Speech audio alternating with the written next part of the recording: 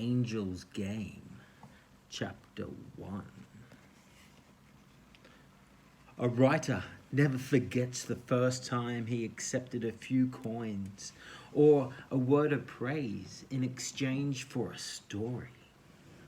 He will never forget the sweet poison of vanity in his blood and the belief that if he succeeds in not letting anyone discover his lack of talent, the dream of literature will provide him with a roof over his head, a hot meal at the end of the day, and what he covets the most?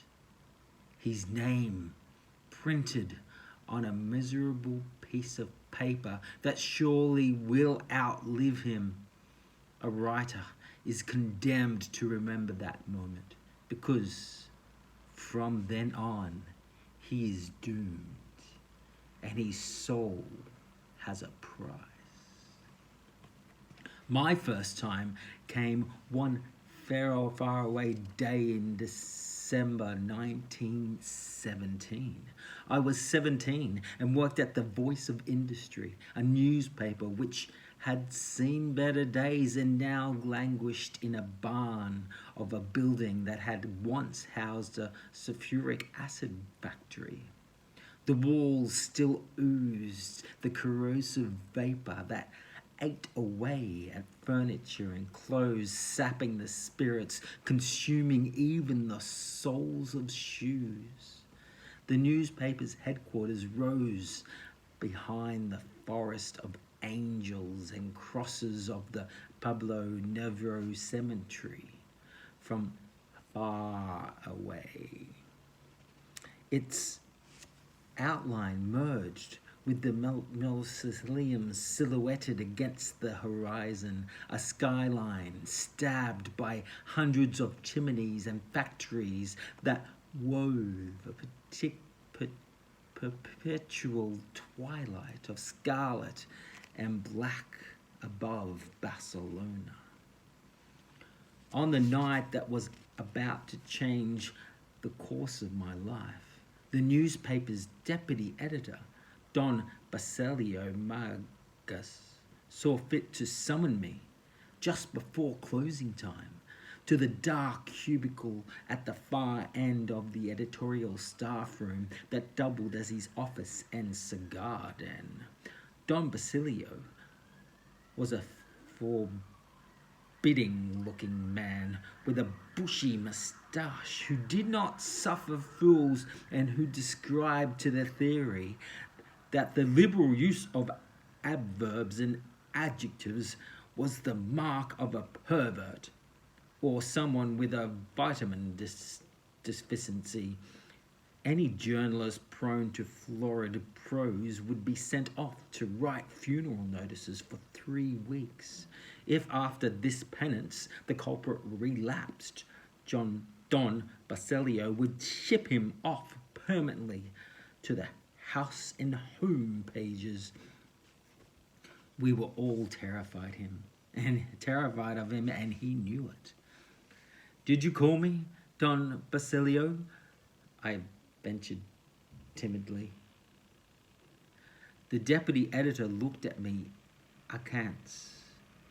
I entered the office, which smelled of sweat and tobacco in that order. Ignoring my presence, Don Basilio continued to read through one of the articles lying on his table, a red pencil in hand. For a couple of minutes, he machine-gunned the text with corrections and amputations, muttering sharp comments as if I wasn't there. Not knowing what to do and noticing a chair placed against the wall, I slid into it. "Who said you could sit down?" muttered Don Basilio, without raising his eyes from the text. I quickly stood up again, held my breath. The deputy editor sighed, let his red pencil fall, and leaned back in his armchair, eyeing me as if I were some useless piece of junk. "I've been told that you write, Martin," I gulped. When I opened my mouth, only a ridiculous, reedy voice emerged. A little. Well, I don't know. I mean, yes, I do write. I hope you write better than you speak. And what do you write, if that's not too much to ask? Uh, Crime stories, I mean. I get the idea. The look on Don Basilio gave me was priceless. If I'd said I devoted my time to sculpting figures for nativity scenes out of fresh dung, I would have drawn 3 times as much enthusiasm from him. He sighed again and shrugged his shoulders. Verdal says you're not altogether bad. He says you stand out. Of course, with the sort of competition in this neck of the woods, that's not saying much. Still, if Verdal says so. Pedro Verdal was the star writer at the Voice of Industry. He penned a weekly column on crime and lurid events, the only thing worth reading in the whole paper. He was also the author of a dozen thrillers about gangsters in the rival quarter carrying out bedroom intrigues with ladies of high society, which had achieved a modest success. Invariably dressed in impeccable silk suits and shiny Italian moccasins, Vidal had the looks and the manner of a matinee idol. Fair hair, always well combed, a pencil moustache, and the easy, generous smile of someone who feels comfortable in his own skin and at ease with the world. He belonged to a family whose forebears had made their pile in the Americas in the sugar business, and on their return to Barcelona had bitten off a large chunk of the city's electricity grid. His father, the patriarch of the clan, was one of those main shareholders of the newspaper, and Don Pedro used its offices as a playground to kill the tedium of never having worked out of necessity a single day on his life. It mattered little to him that the newspaper was losing money as quickly as those new automobiles that were beginning to run around Barcelona leaked oil.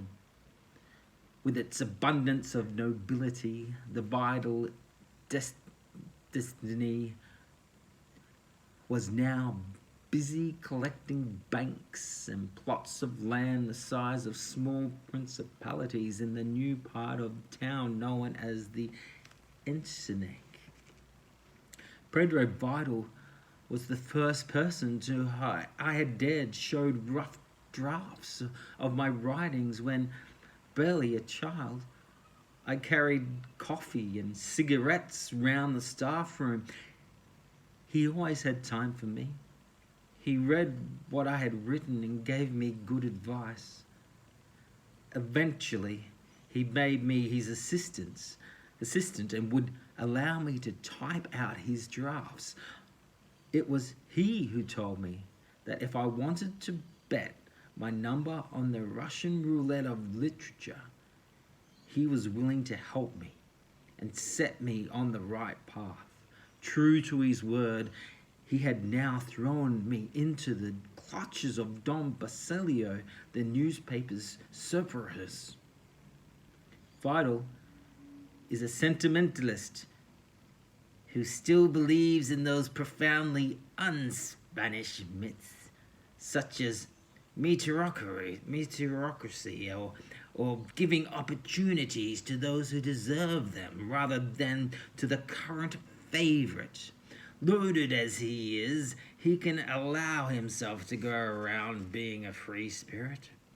If I had 1/100th of the cash he doesn't even need, I would have devoted my life to honing sonnets, and little twittering nightingales would have come to eat from my hand, captivated by my kindness and charm.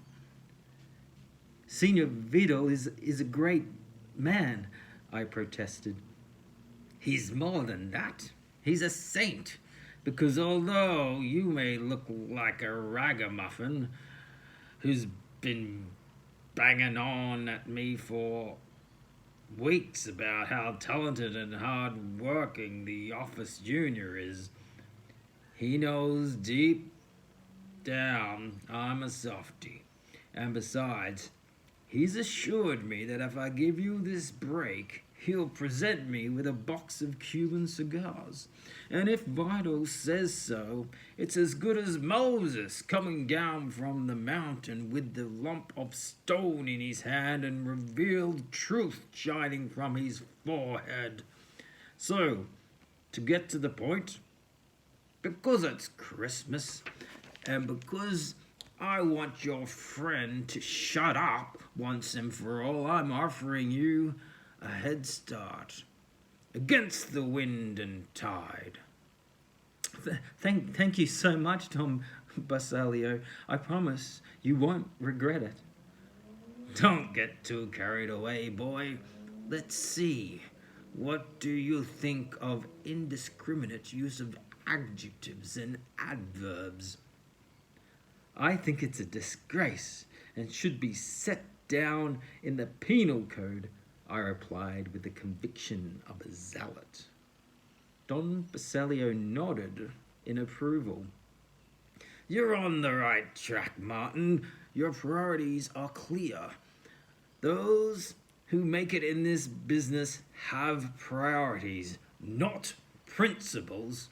This is the plan. Sit down and concentrate because I'm not going to tell you twice." The plan was as follows. For reasons that Don Basilio thought best not to set out in detail, the back page of the Sunday edition, which was technically reserved for a short story or a travel feature, had fallen through at the last minute. The content was to have been a fiery narrative in patriotic vein about the exploits of the Catalan medieval knights in which they saved Christianity and all that was decent under the sun, starting with the Holy Land and ending with the banks of our laborious delta. Unfortunately, the text had not arrived in time. Or I suspected Don Basilio simply didn't want to publish it. This left us only 6 hours before deadline, with no other substitute for the story than a whole-page advertisement for whalebone corsets that guaranteed perfect hips and full immunity from the effects of buttery byproducts. Faced with such a dilemma, the editorial board had opted to take the bull by the horns and make the most of this literary excellence that permeated every corner of the newspaper. The problem would be overcome by bringing out a 4-column human interest piece for the entertainment and edification of our loyal family-oriented readership. The list of proven talent included 10 names, none of which, needless to say, was mine. Martin, my friend, circumstances have conspired so that not one of the champions on our payroll is on the premises or can be contacted in due time. With disaster imminent, I have decided to give you your first crack at glory. You can count on me. I'm counting on 5 double-spaced pages in 6 hours' time.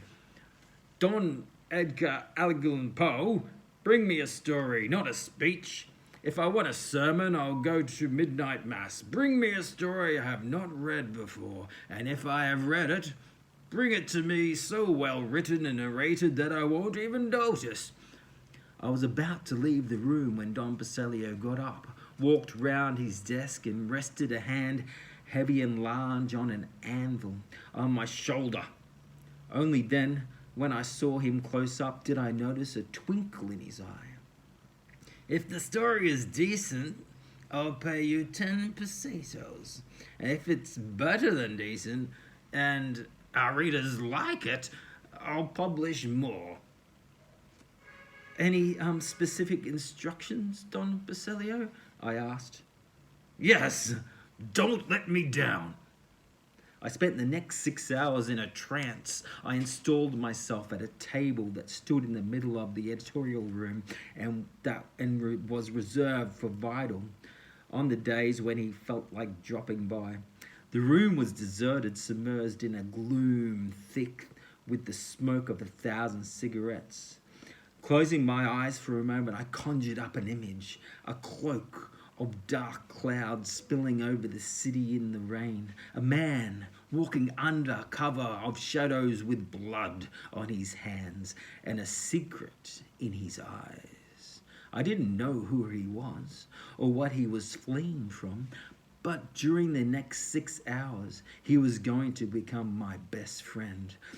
I slid a page into the typewriter and without pausing, I proceeded to squeeze out everything I had inside me. I quarreled with every word, every phrase and expression, every image and letter as if they were the last I was ever going to write. I wrote and rewrote every line as if my life depended on it, and then rewrote it again.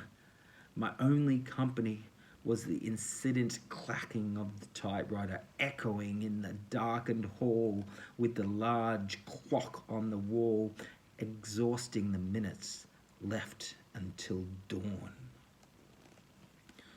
Shortly before 6 o'clock in the morning, I pulled the last sheet out of the typewriter and sighed. Utterly drained, my brain felt like a wasp's nest.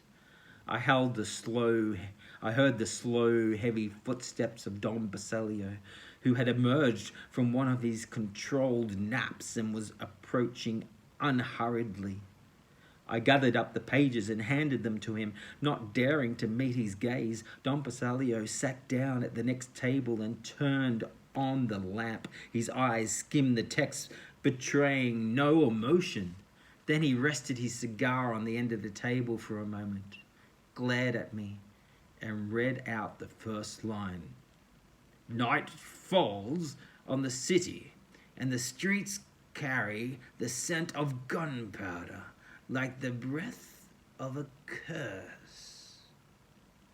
Don Basilio looked at me out of the corner of his eye, and I hid behind a smile that didn't leave a single tooth uncovered. Without saying another word, he got up and left with my story in his hands, and I saw him walking towards his office, closing the door behind him. I stood there, petrified, not knowing whether to run away or await the death sentence.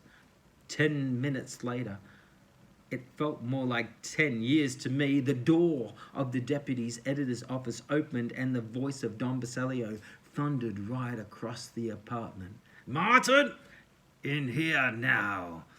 I dragged myself across as slowly as I could, shrinking a centimetre or two with every step until I had no alternative but to show my face and look up. Don Basilio, the fearful red pencil in hand, was staring at me icily. I tried to swallow, but my mouth was dry. He picked up the pages and gave them back to me.